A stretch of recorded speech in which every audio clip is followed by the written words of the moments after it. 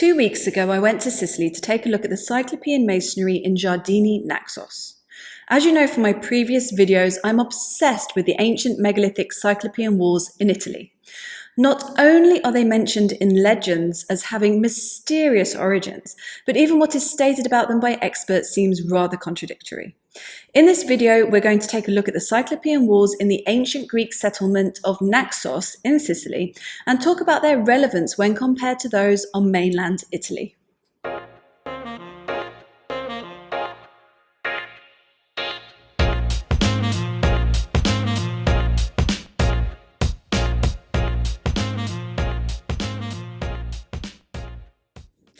Let me start by getting into what I find really confusing. So the Cyclopean walls on mainland Italy, of which there are many, hundreds in fact, are usually attributed to the Romans. The Romans didn't mention this particular construction technique, even though they wrote about others. However, legend has it they were built by the Pelasgians, an ancient culture from the Aegean. At this point, it's important to clarify that the Pelasgians mentioned in the legends supposedly came to Italy long before the classical period. The classical period is the time when Greek colonies did pop up in southern Italy and Sicily, but these Greek colonies, by and large, did not use Cyclopean walls except for a few places in Sicily, as I will get into. The Aegean in the Bronze Age is fairly well understood. It's known as the Helladic period and was the time when the Mycenaean civilization and palatial centers flourished. However, these mysterious Pelasgians haven't been found in the archaeological record. Some later classical period texts, which talk about the history and the geography of the Aegean, do mention the Pelasgians, but consistent evidence for their cultural attributes, where they came from, where in the Aegean they lived, and where they went afterwards is lacking. Rather intriguingly, Hellanicus of Lesbos and Strabo both talked about the Pelasgians moving to the Italian Peninsula and being the ancestors of the Etruscans, although modern-day archaeology gives the Etruscans an indigenous origin amongst the Iron Age peoples of the Italian Peninsula. Dionysius of Halicarnassus also talked about the Pelasgians as having been forced to move to Italy.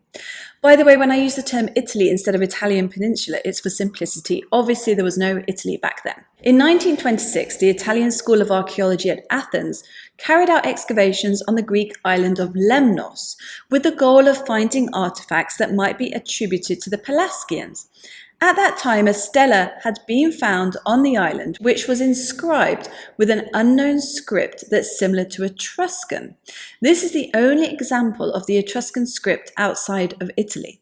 So the idea was that Lemnos might be the original home of the Pelasgian culture, which eventually moved to the Italian Peninsula and gave rise to the Etruscans.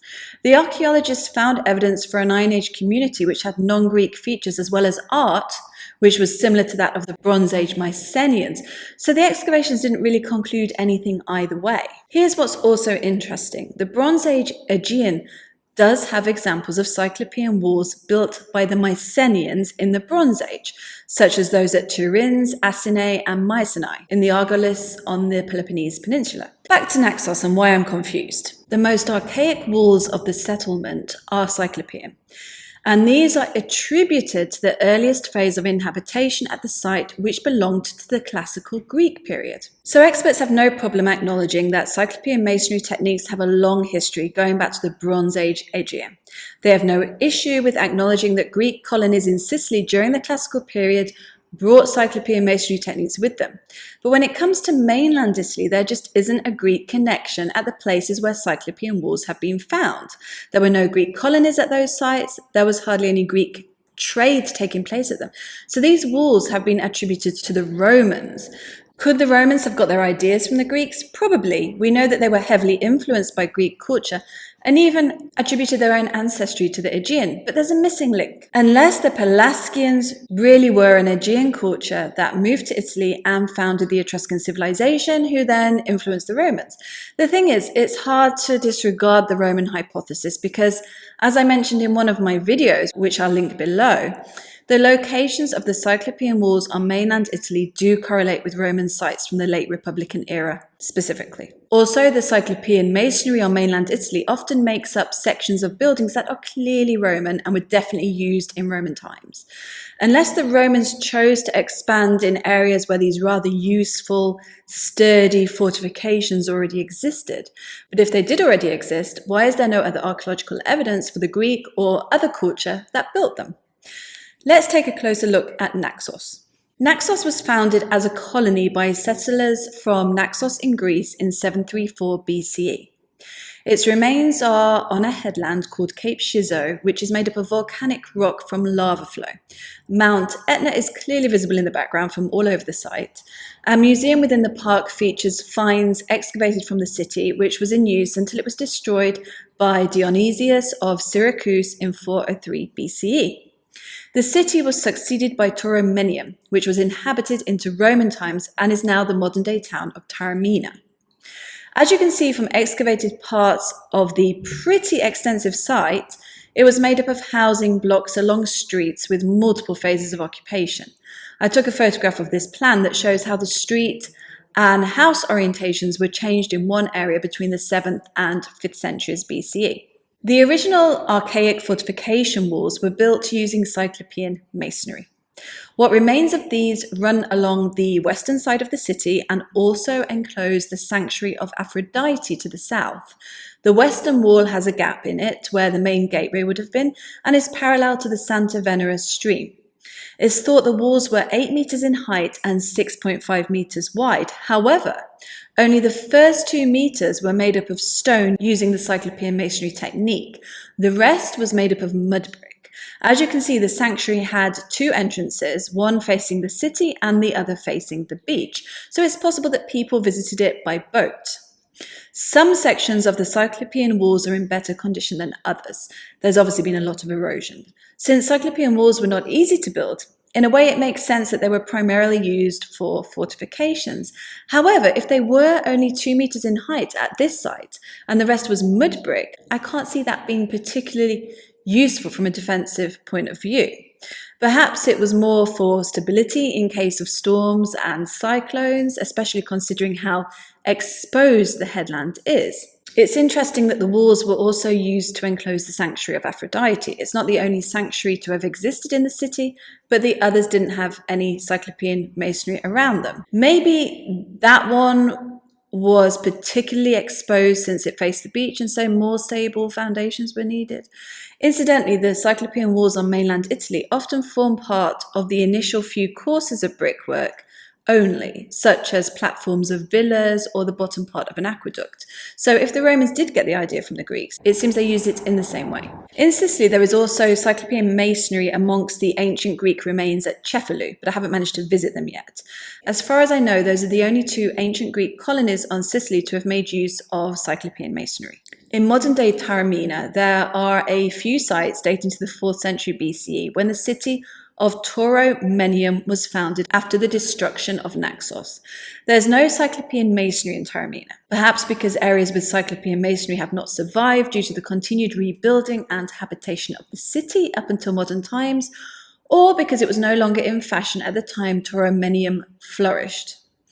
Sitting on a hill overlooking the sea more than 200 meters above sea level, Taormina is even more exposed than Naxos, so if Cyclopean masonry was used for its stability, it seems strange that it fell out of fashion in Greek settlements altogether before suddenly being adopted by the Romans. And as I just said before, it only seems to have been used by 2 colonies on Sicily anyway. I guess the same can be said for classical Greece.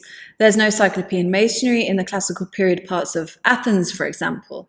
The classical period Greeks in Greece even had a legend about the Mycenaean Cyclopean walls as having been built by one-eyed giants, hence where the label Cyclopean came from.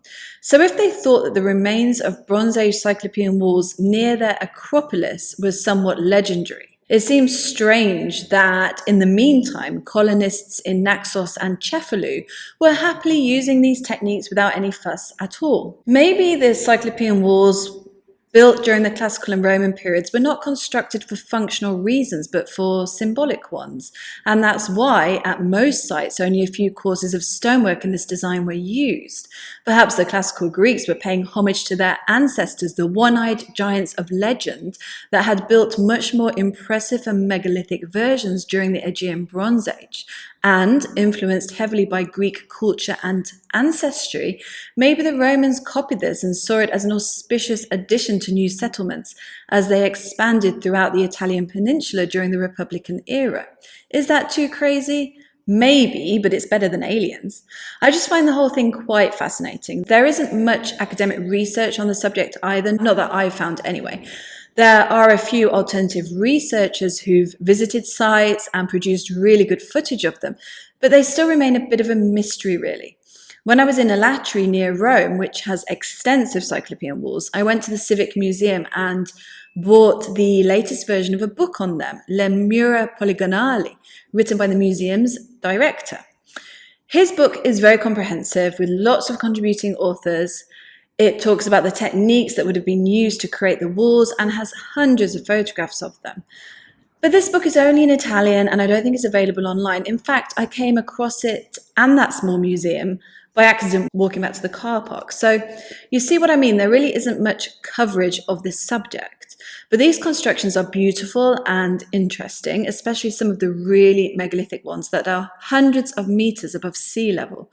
Old travel books from the 1800s talk about them as being rather conspicuous in the landscape and very impressive. So anyway, I'm going to keep covering this subject amongst many others, of course. I hope you enjoyed this video. Thank you for watching and for supporting me through channel membership, Patreon, super chats, and everything else. I really appreciate it, and I'll see you next time.